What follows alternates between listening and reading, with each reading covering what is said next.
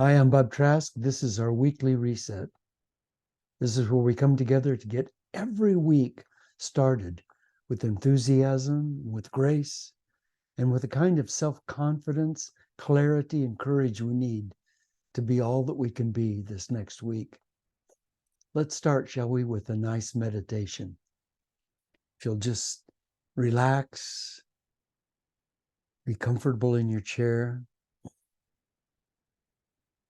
begin to breathe gently, gently, gently through your nose, knowing that what you're breathing in is grace, pure grace, the presence of the universe.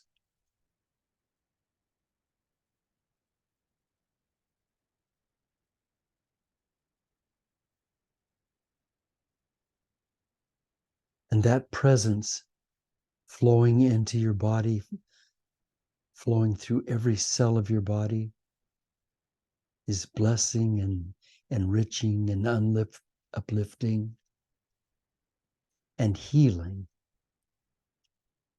every cell in your body.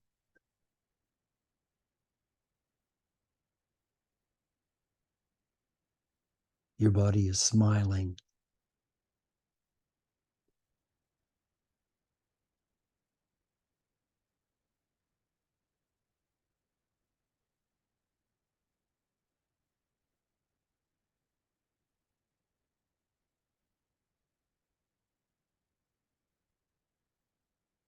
You have within you the presence of all ages and the presence of all dimensions and the presence of all universes at all times.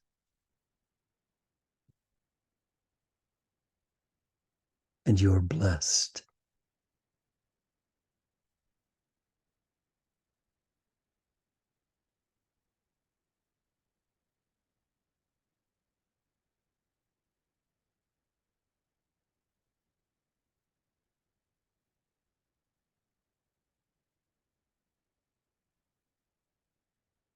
May the joy of life be in you now. May you breathe in the joy of life.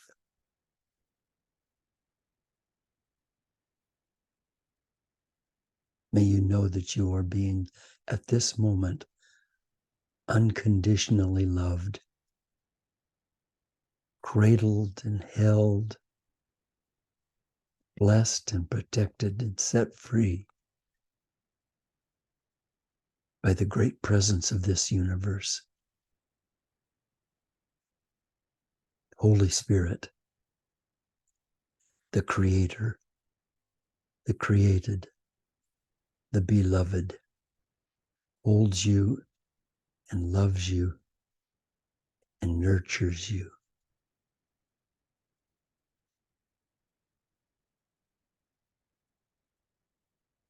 Please know that.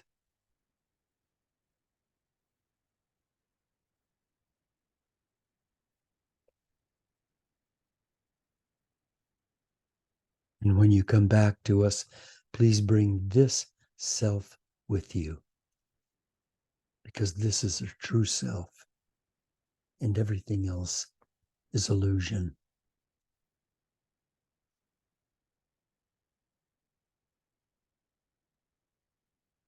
Thank you.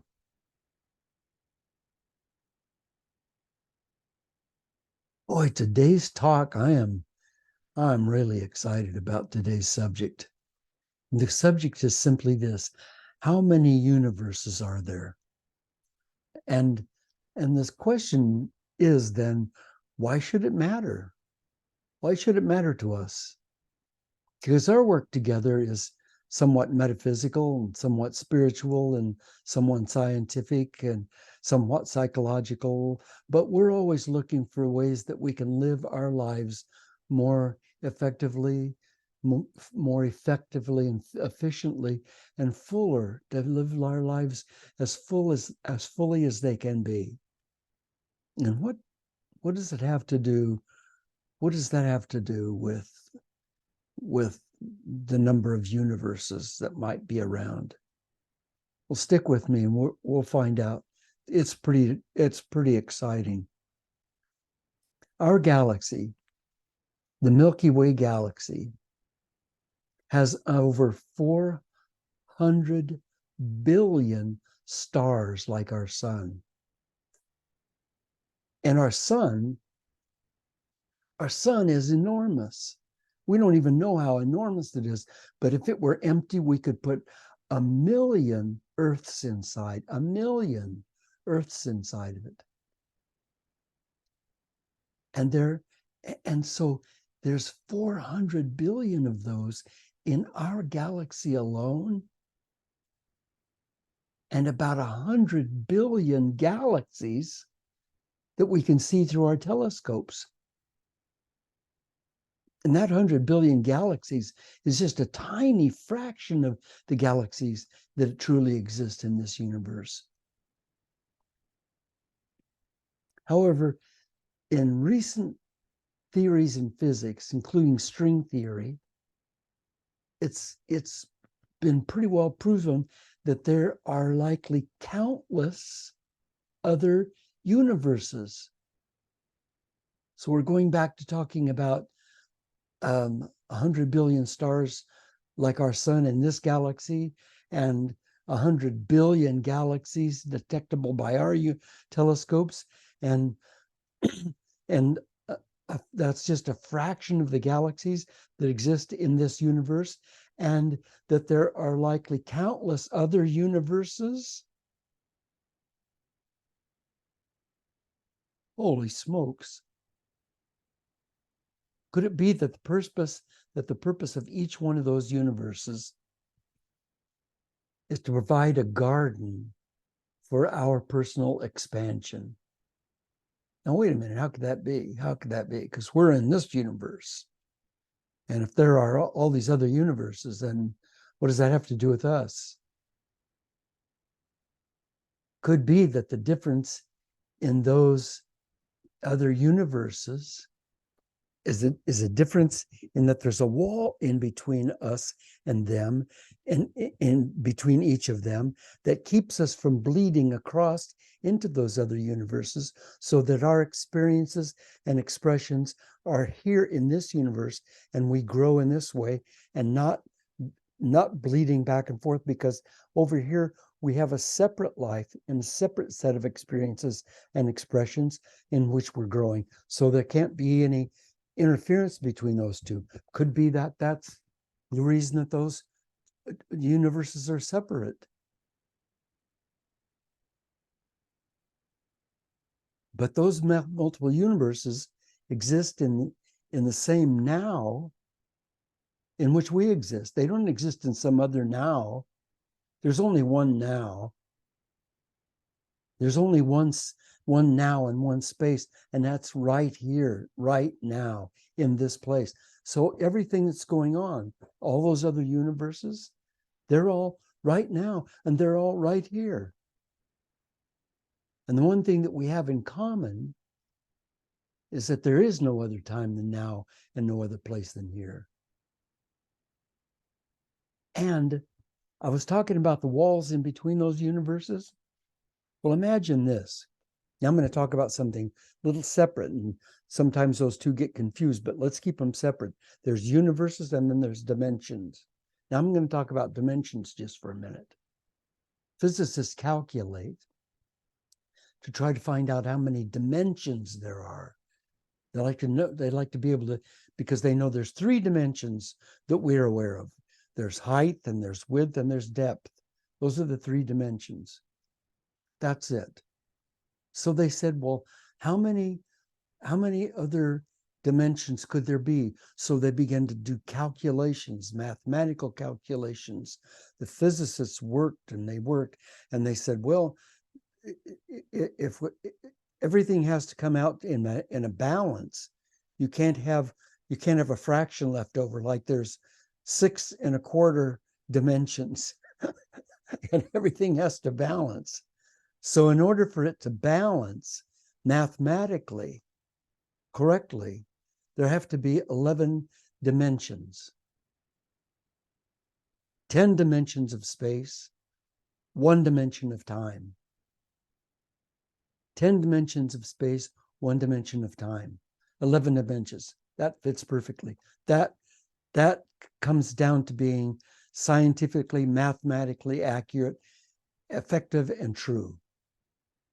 So we're seeing 3 dimensions. So each of those dimensions or group of dimensions could be a wall between the universes to keep us separate, like we can't see the dimensions in the universe next to us. And how many universes really are we talking about? Here's what physicists say. At the minimum, you could say that it's a 1 followed by 500 zeros. A 1 followed by 500 zeros are the universes that are going on right now. But even that number is minuscule, tiny, compared to another number. I mean, I know we're talking about some huge numbers, and I'm hoping it's blowing your mind as it's been blowing mine as I've been doing studies on this. I mean, we're talking in hundreds of billions and on and on. And now we're talking about a number that's so large that it would be a 1 followed by 500 zeros, but even that number being minuscule, and it's minuscule compared to what? Compared to infinity. Infinity. Because some physicists are saying that space-time is infinite and that it contains an unlimited number of universes. And some physicists who study subatomic theory assert that there are a number of parallel universes being born every moment. And that those universes each contain versions of us. An unlimited number of parallel universes being born every moment, and that each of those universes contain versions of us. Dave Sabian said, "The waves of love roll throughout the universe and overflow in our hearts. Everything is one." Physicist Hugh Everett came up with this idea, which is predicted by his many worlds interpretation of quantum physics. Everett's theory is that quantum effects cause the universe to constantly split. This could mean that decisions we make in this universe have implications for other versions of ourselves living in parallel worlds. Let me read that again. It could mean that decisions we make in this universe might have implications for other versions of ourselves living in parallel worlds.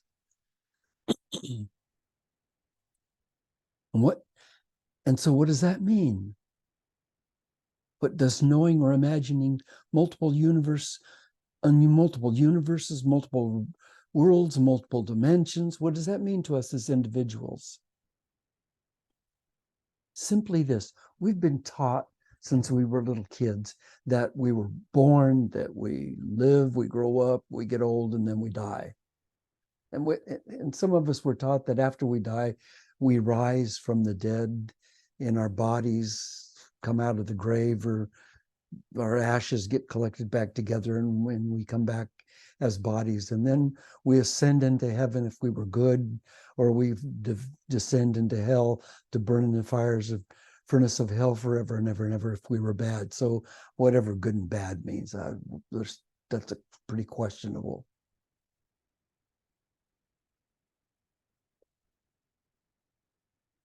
Rabindranath Tagore said, "Love is the highest bliss that man can attain to."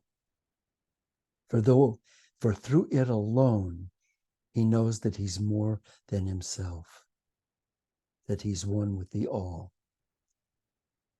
Being one with the all now, when we think about this multiple universes and ourselves populating those universes in different forms of ourselves.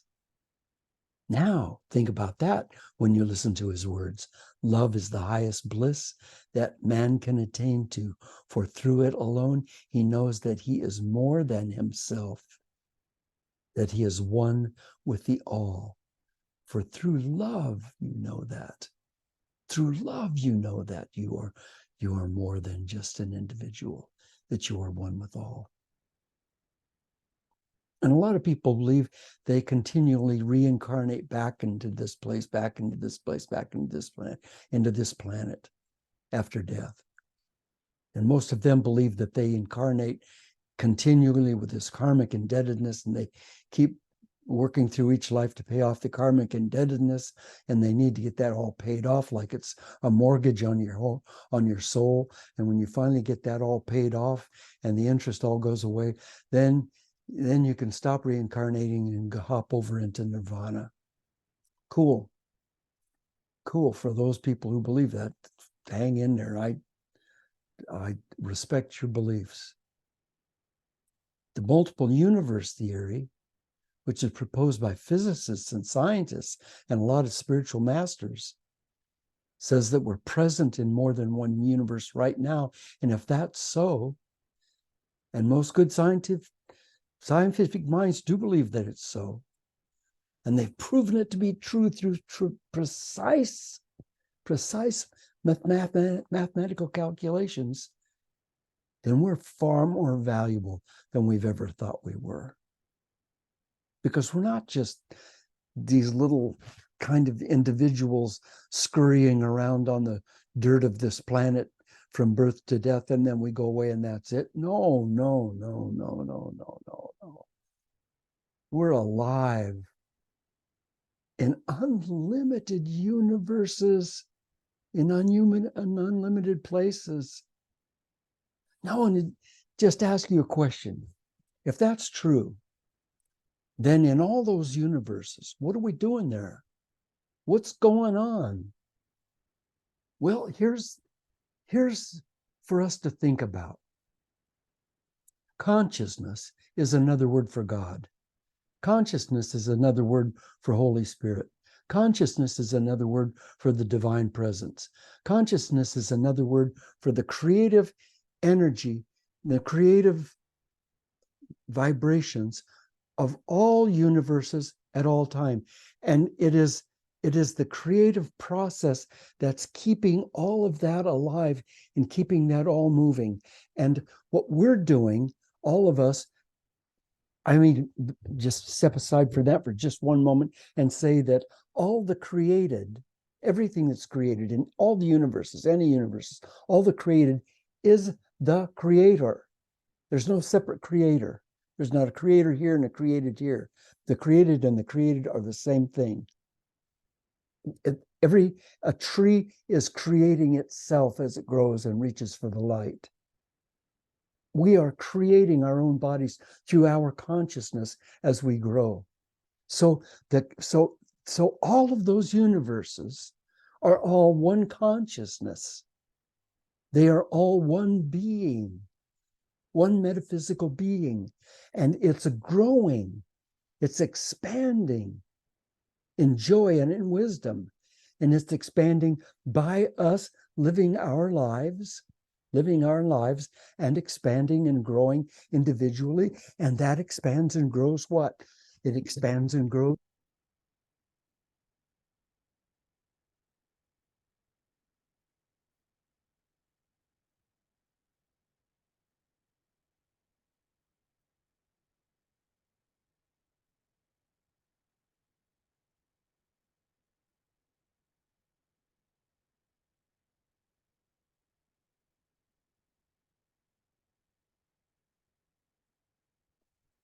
So what does that have to do with anything? That has to do with that we are all one. The Holy Spirit, the great creator of all things, is the creation of all things, and they are one and the same thing. And that we, as the creator, are uplifting with all of the rest of us in all of the other incarnations, in all of the other dimensions. We're uplifting and enriching that thing that we call God, that thing that we call the beloved, the Holy Presence, Great Spirit. And that's our job, to grow in wisdom and joy in this incarnation and in all the other incarnations that are all present right now. And as we grow in wisdom and joy, we do that by continuing to grow in love. As we grow in love, we continue to grow in wisdom and we continue to grow in joy. And now, not only do we increase that joy and wisdom in Holy Spirit, in the great presence, but we also increase it in each other here. And as these universes split and fall apart and new universes are constantly being created, new versions of us are constantly moving into those other dimensions. And we are expanding, expanding, expanding eternally, forever, forever.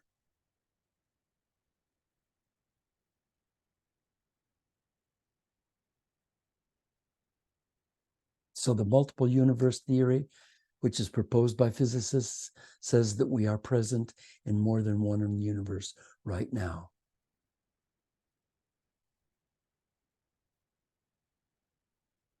We're more valuable, far more valuable, far more important, far more valuable than we've ever thought we were, than we were taught.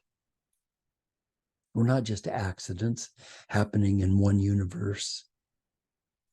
We're in fact meaningful quantities in multiple universes right now, meaningful components of reality itself in all of its forms.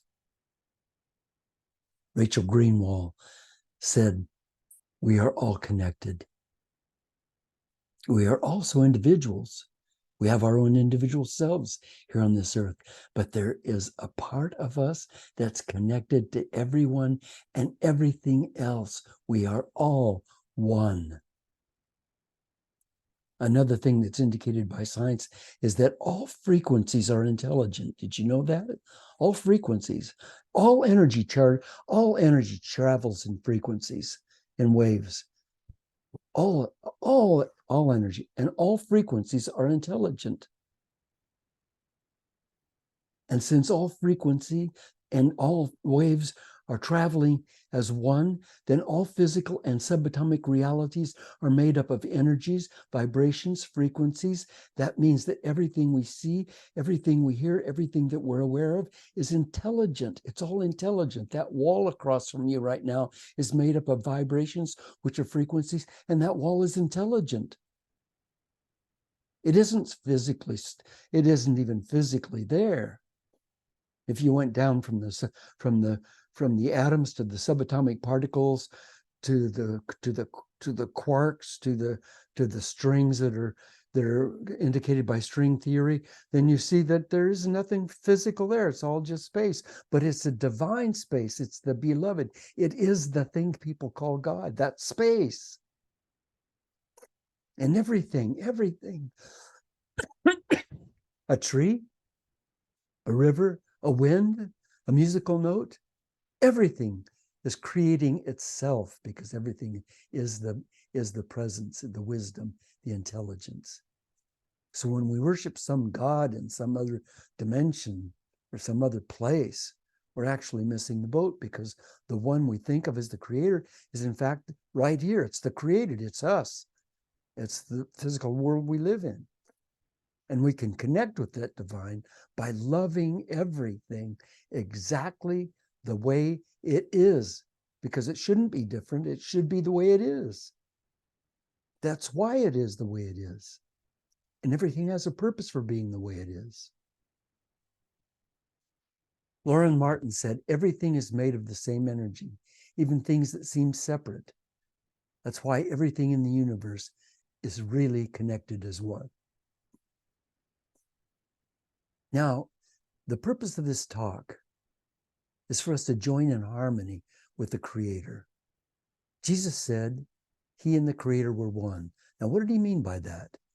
He came from a paternalistic society where the Father was the highest level of consciousness. And so when he spoke about God, when he spoke about the great presence that I'm talking about now, he called it the Father. He said, I and the Father are one. He kept saying that. And he didn't come here to teach us to be Christians. He wasn't a Christian. He came here to teach us to be Christs, to be the anointed ones, to know who we are as creators. And that's the message.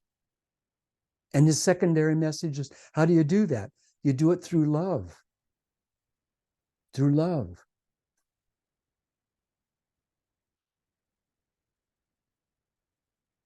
So that when you forgive in this incarnation, as an example, what you're doing is forgiving, you're creating forgiveness. When you forgive, you're creating forgiveness. It goes out from you. It's just not stuck with you. Some jerk did something to you and you've been angry at him ever since, and you'd like to break his left knee with a baseball bat. You know, once you forgive, totally forgive, you're sending that forgiveness out through all of the universes. You're making a difference. You're healing. You're healing reality. You're bringing people back into oneness so that their wisdom and joy in growing is fulfilling the destiny that we all have here together in all dimensions, in all universes. And living the full and bountiful life that you have a right to, that you deserve, is totally up to you. If you just stop believing in fantasy and know yourself as a unique, singular intelligence that's birthing you in all universes, in all time and space, and all that's going on right here, right now. So we can stop worrying about dying, because we simply can't die. We must instead get on with our life's missions, expressing the beautiful music of our distinct selves. Miles Neal said, one day we'll feel the great winds and sky in all directions as our own breath. The streams, the rivers, and oceans as our own veins, arteries, and blood. The natural habitats and continents as our own organs and bodies, and all sentient creatures and beings as our very own limbs, will recognize that the world is within us and that we are the world. And with this recognition, having turned our hearts inside out, will naturally work for the benefit of others, and with this and other planets.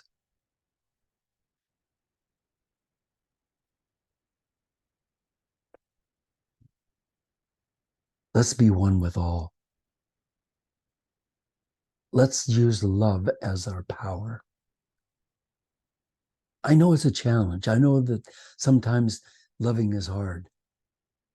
But once you get in the habit of loving beyond the limits of your own consciousness, it gets easier and easier and easier. I love you. Thank you for being with me today. I really, truly appreciate it. Thank you for being with me. And if this message has been meaningful to you, would you please go to bobtrask.com and leave a donation? I really would appreciate it. And thank you very much for helping us keep these weekly resets going. Bless you. If you want to stick around for the next half hour, we're going to have some conversation. But if you need to go, I understand, then please do go and know that you are being loved.